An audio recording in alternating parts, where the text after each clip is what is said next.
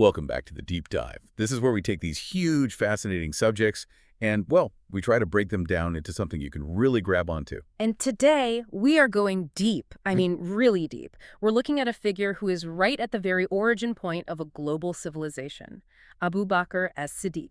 But here's the twist. We're not starting with the caliphate. We're not even starting at the moment he accepts Islam.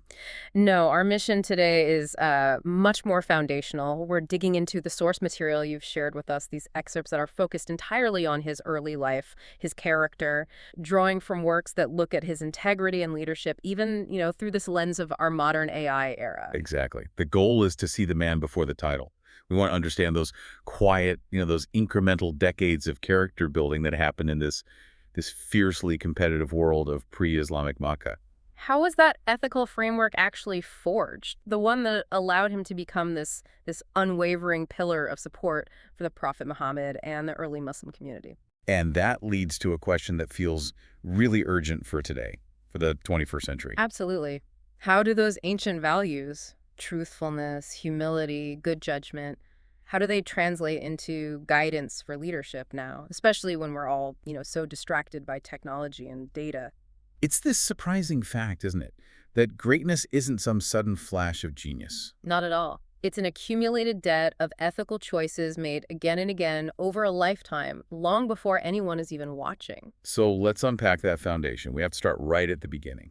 The circumstances of his birth, his environment, and how that just set the stage for a life defined by trust. Okay, so you have to picture Makkah in the 7th century. Your lineage, it wasn't just a family tree. No, it was everything. It was your political capital, your social safety net, your professional accreditation, all rolled into one.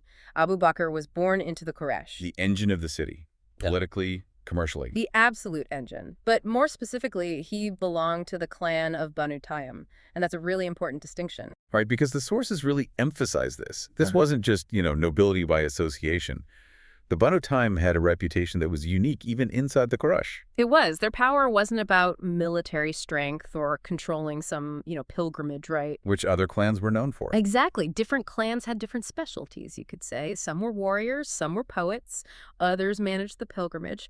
The Banu Taym, though, they were seen as the moral and judicial bedrock of Makkah. So what does that mean in practice? It means they were respected for honesty, for fairness. They were considered among the wise of Makkah. That's a fascinating social role to have. I mean, if Makkah is this global hub of trade with vast amounts of wealth constantly moving, right, that means you've got trade disputes, broken promises, complex contracts happening every single day. So to have a whole clan known for fairness and wisdom, it's like they were the institutional glue. That is the perfect way to put it. They were like Makkah's Supreme Court for business ethics. Imagine two powerful merchants from rival clans. They have a dispute over a lost caravan. Thousands of dinars are on the line. Going to war is too expensive. Way too costly. So who do they go to? They go to the Banu Taym. Their reputation for integrity meant their judgment carried this moral and social weight that could enforce a ruling even without a standing army. Their nobility was based entirely on dependability and neutrality. So right from the start, the bar for Abu Bakr's behavior is set incredibly high. He was basically born to a family whose main product was trust. Yes, you couldn't be a member of Banu Taym and, casually lie about a business deal. It would undermine the entire family's brand. It creates this powerful cultural conditioning then, a push towards truthfulness. A huge push.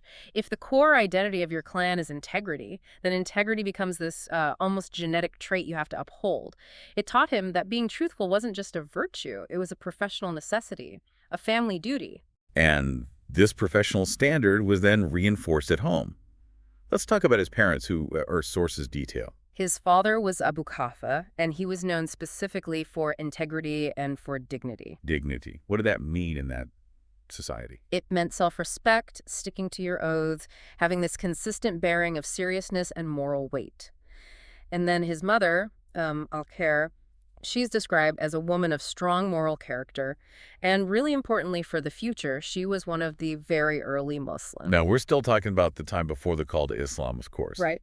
But the fact that the two most important people in his young life are defined by these traits, dignity, integrity, strong moral character, it just shows he was getting a pretty sophisticated moral education from day one. It creates a moral baseline that's just so much higher than the general moral chaos of a competitive, polytheistic society where, let's be honest, pragmatism often won out over principle. So the sources say he was surrounded from childhood by noble manners, trustworthiness. And two other things: balanced thinking and a gentle temperament.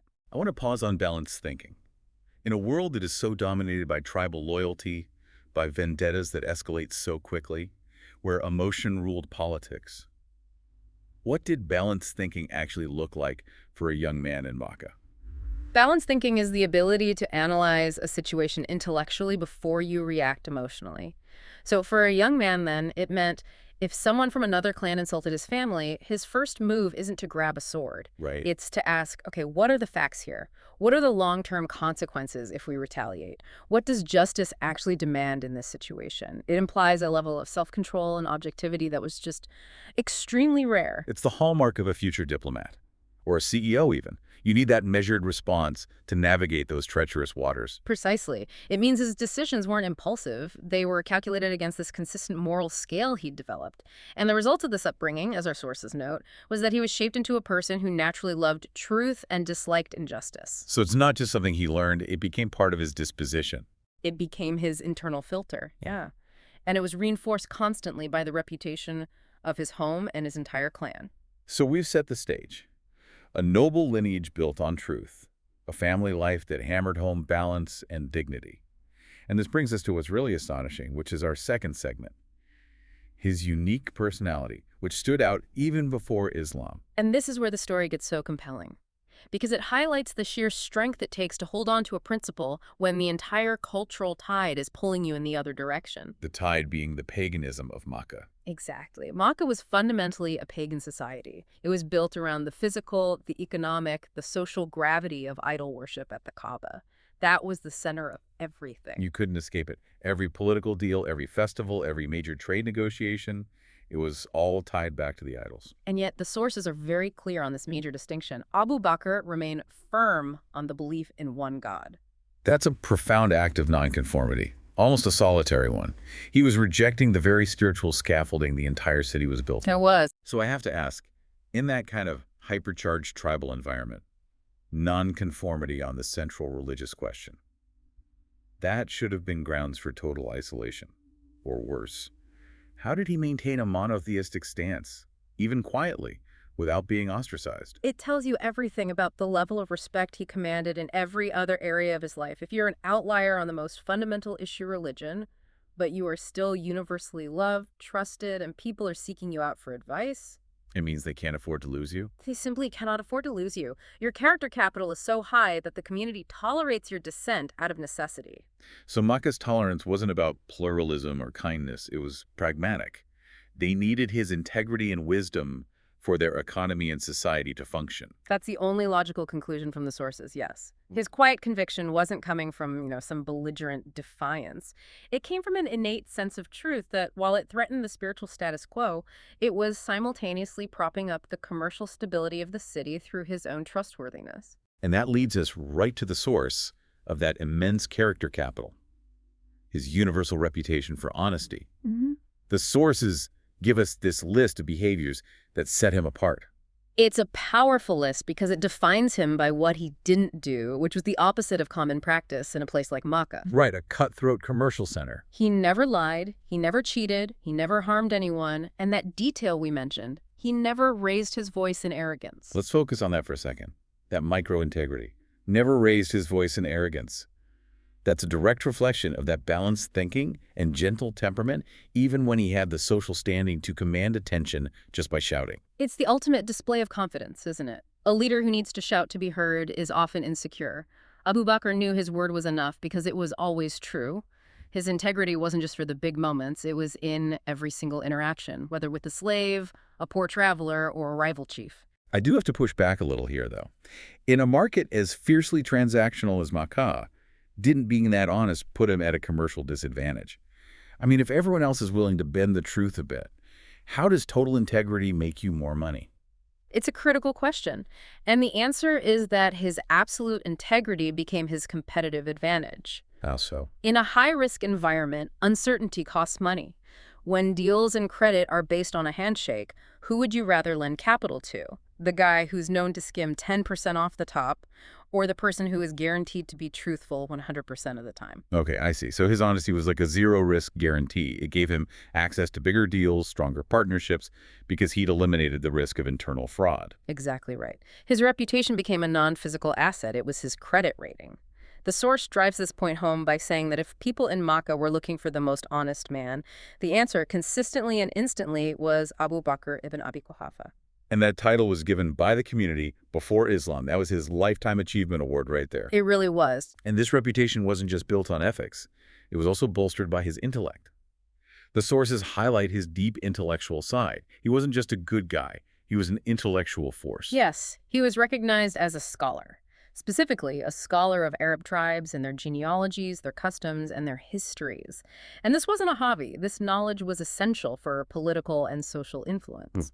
In a tribal society based on shifting alliances, knowing the family tree of every major clan who was married to whom, who owed favors to whom, who had ancient grudges, that's basically modern political and military intelligence. It was the blueprint for Makkah's entire power structure. It was indispensable.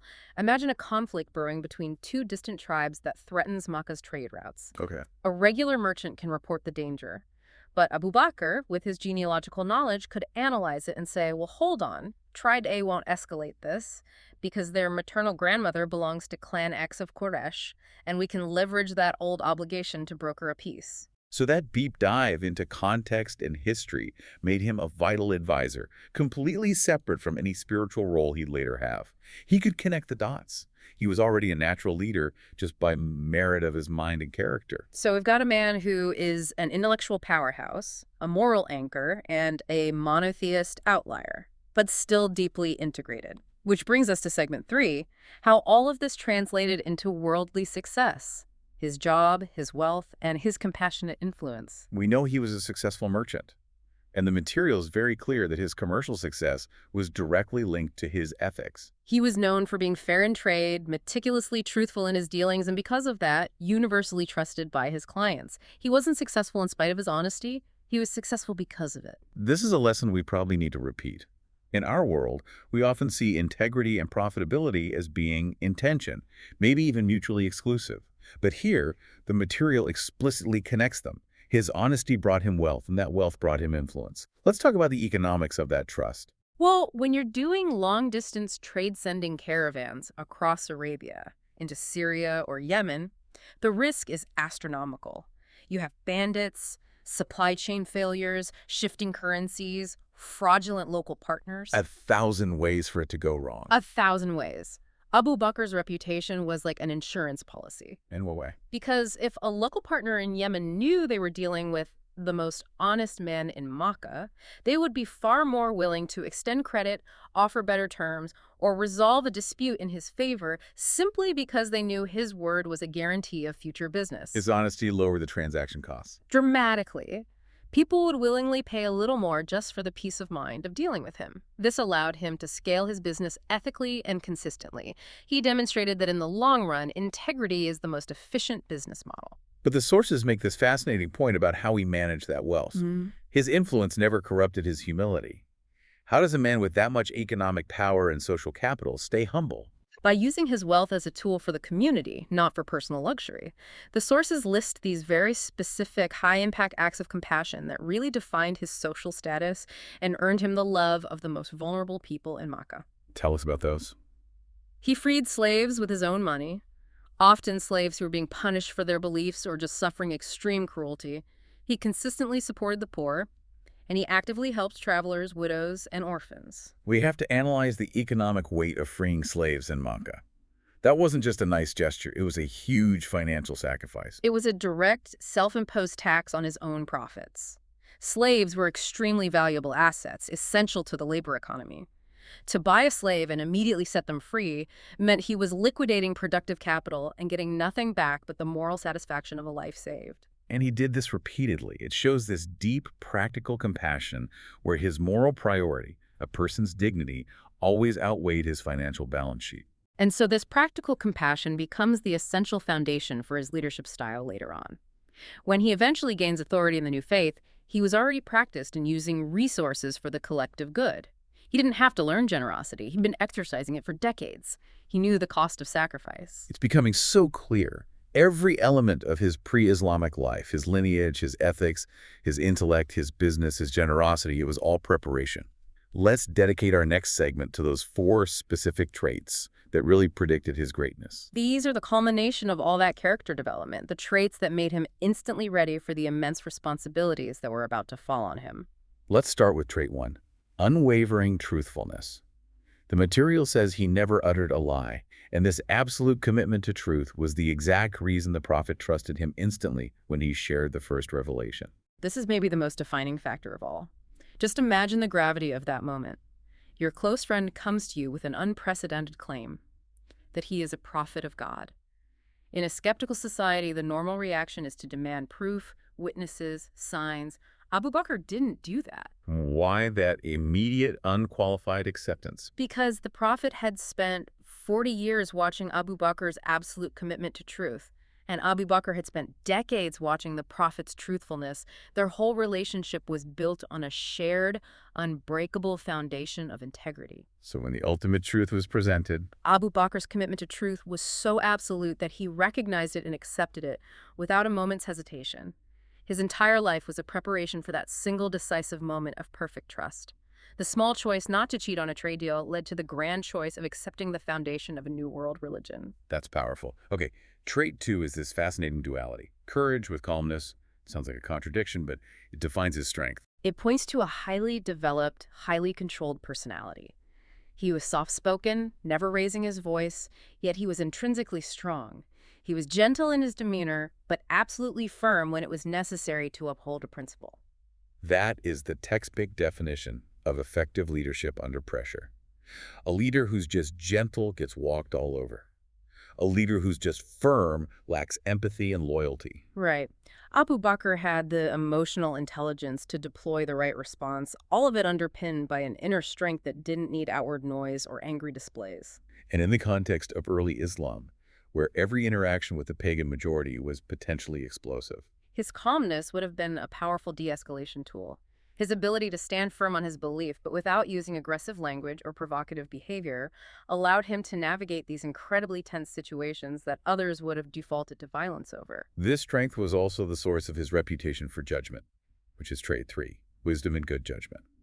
The sources confirm he was a community pillar people sought out for guidance. Yes, and not just people from his own clan. This reaffirms his role as this central, unofficial authority figure. People came to him for business advice, sure, but also for fundamental human issues. General advice, complex conflict resolution, and moral guidance. He was the community's reliable compass. And this wisdom wasn't theoretical. It was applied knowledge from his scholarship of tribes and customs, combined with that balanced thinking and unwavering integrity. The synthesis of intellect and ethics. Exactly. Because he knew the historical context and he approached every problem with ethical impartiality, his solutions were robust, comprehensive, and most importantly, they were accepted.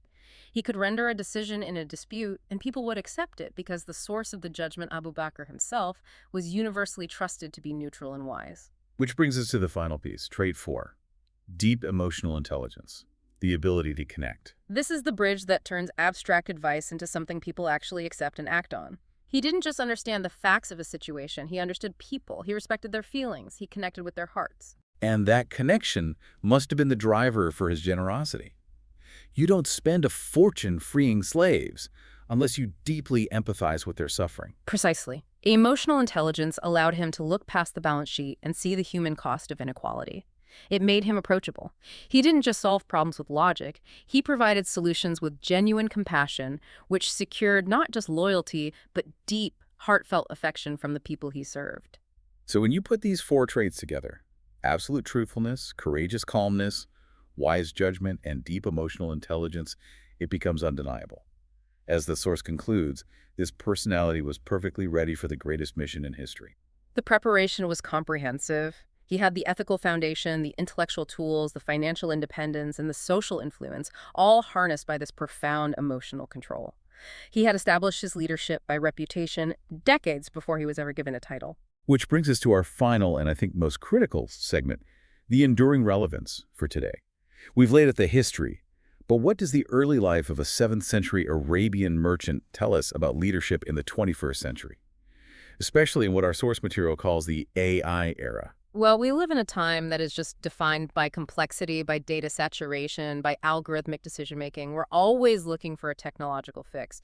But the core lesson of Abu Bakr's early life has to be that leadership is not built by technology. Leadership is built by character. Character is the source code. Technology is just the platform. You can have the most advanced AI, the most sophisticated global network, but if the leader using those tools lacks fundamental truthfulness and wisdom, the outcome is just ethical disaster on a global scale. Exactly. The complexity of our systems demands more integrity, not less. A small ethical slip by a leader today, amplified by digital networks and high-stakes financial systems, can cause catastrophic, immediate harm. That's a great point.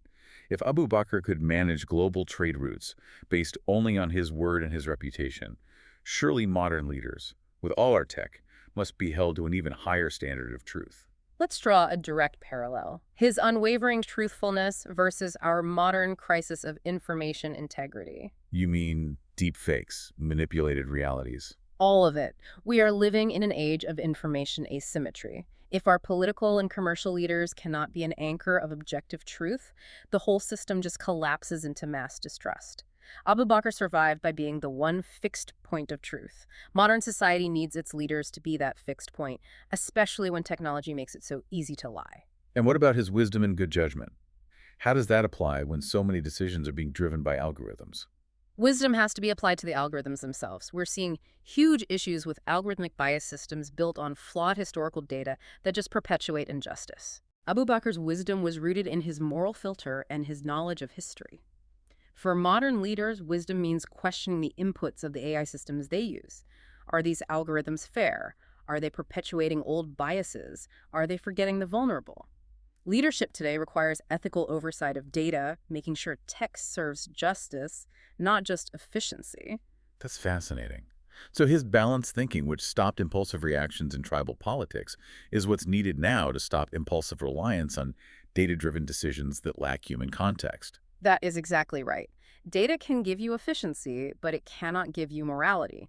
His approach of combining intellectual knowledge with an ethical purpose is the exact model for navigating the ethical messes of our data-driven world. So let's distill those core practical lessons from his early life for character building today. Okay, first, integrity must start early. Character development can't be a reactive thing, corporate cleanup after a scandal. His character was formed by his home, his clan, and consistent choices he made as a young man. So for modern leaders, this means ethical rigor has to be instilled in education and mentorship from the very beginning. Second, his example shows that humility is real strength. His refusal to raise his voice in arrogance despite his wealth is a direct challenge to our modern media culture, which often confuses volume with influence. True strength lies in quiet, measured authority. The person you trust because they speak with deliberate weight, not because they shout the loudest. And we also learned that success requires honesty. His status as a massively successful merchant was tied directly to his fairness. It's a perpetual lesson.